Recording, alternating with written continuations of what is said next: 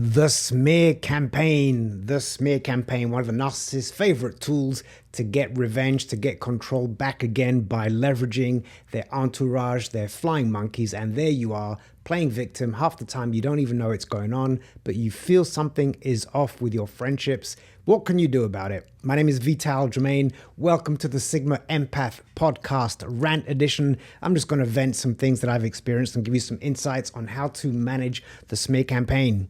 Couple of things to know. It's not only the narcissist who does smear campaigns. It can be somebody who is envious, somebody who is jealous, somebody who wants what they think you have. It can be somebody who is the leader of the clique. It can be at work, in the workplace. They are horrible because you're dealing with these people on a daily basis and you kind of feel that horrible vibe. They're not really vibing with you. The water cooler, they avoid you, and you don't really know what you've done. You don't know why, but it's all based on somebody trying to put you down. When it comes to the narcissist, let me know your thoughts, by the way. Have you experienced a smear campaign? How did you know? So a couple of things. The smear campaign comes in two forms. It's going to be blatant. In general, the overt narcissist with their bravado is going to openly talk to everybody about how much of a horrible person you are, and they're going to put you down without shame, and people are going to believe it because they are so convincing. They've portrayed this persona of greatness and kindness. Everybody admires them and looks up to them. And so when they start talking negatively about you, people just assume it must be true because you're our hero. So that's the overt narcissist. But then you've got the covert narcissist. Strategy is maybe a little bit different. And sometimes the overt narcissist does this too. They won't blatantly vilify your name. They won't insult you behind your back. They won't spread nasty rumors. They'll do this. They'll talk positively about you, seemingly positively, and it will sound something like this in variations. Let me know if you've heard this from somebody else spreading a smear campaign towards you about somebody else. But there'll be something like, I'm going to use myself as the example here. Oh, that Vitali's a great guy. It's a shame about that sexual harassment suit at work, isn't it? But other than that, I love the guy. He's so funny. He's so charming. What they've done is they've elevated you, looking like they are the good person who talk positive about people, who uplift people, but they've inserted that little seed of doubt. By the way, there was no sexual harassment suit, but that's what they've done. And so subconsciously, people read sexual harassment suit. I didn't know that. Vital, he's that kind of guy. And now that seed has been planted, and that seed will manifest and grow within the psyche of that person who has heard it. And then people who were your friends, who were your seeming apparent allies, slowly start distancing themselves. That is the first sign you can tell that there is a smear campaign, because people who were reliable, who were trustworthy, who were there for you, start to distance themselves, and you have to wonder why. I'm going to give you a real life scenario about something that actually did happen, and it is a contentious topic. And this was with in the beginning, very covert narcissist, but then as I got to know the person more and more, they became very blatant and very overt.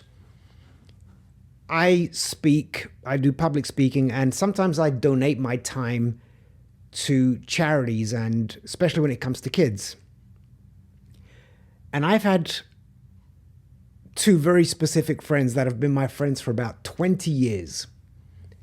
And this one lady who has an organization for, I'm not going to mention the name or her name, but she has an organization for the youth. And I've gone to speak several times, and then we had a conflict of interest because I'm not going to get into the details. It would be here. I would be spreading a smear campaign. In fact, I kind of am right now, but I'm not mentioning their name. By the way, what is the difference between a smear campaign and telling people the truth? Let me know in your thoughts. Is there a difference? Are they both smear campaigns? Are they both smear campaigns when you share negative energy? By the way, I forgot my light. Let me quickly turn this on. It won't make a big difference, but it does make a slight difference. Oh, I look so much better. All right, so this one person, we have a conflict of interest, and then comes the George Floyd death. Remember George Floyd? Very contentious, very divisive. And the INFJ that I'm an activist, and I speak up for social injustice on all counts: black, gay, feminism, anything that is injustice, that is undermining a specific demographic. I will speak up and raise awareness. I cannot stand people being disenfranchised. So I spoke up and I did a video, and it was a couple of years ago. It was in the sun in Las Vegas. It was about 114 degrees outside, and I filmed standing on my knee in the blazing sun for the duration, what was it, 8 minutes and 43 seconds, whatever that was. Correct me if I'm wrong. And I posted that video. And I was holding the American flag. And she went to tell my really good friends, can you believe Vital threw the American flag to the ground in disgust? Now, luckily for me, my friendship with these people is strong enough that they came to me and said, Vital, is it true that you threw the flag in disgrace down on the floor? How dare you? Why would you do that? Did you do it? And I showed them the video and I said, no, I didn't. Had they not had the courage to tell me what had been said, my friendship, my 20-year friendship, would have been ended, because that seed of doubt would have been planted how much of an ugly person Vital Germaine is. He burnt and desecrated the American flag. How dare he? How can we be friends with such a person? And I would have never known. That is the power of a smear campaign, spreading rumors. And most people who share the smear campaign know exactly the type of thing, the type of rumor to share that will impact the person they're sharing it with. These friends are African American. They are very patriotic. And so she knew by talking about the American flag, they would now look down on me and think, how could he do that? But it backfired.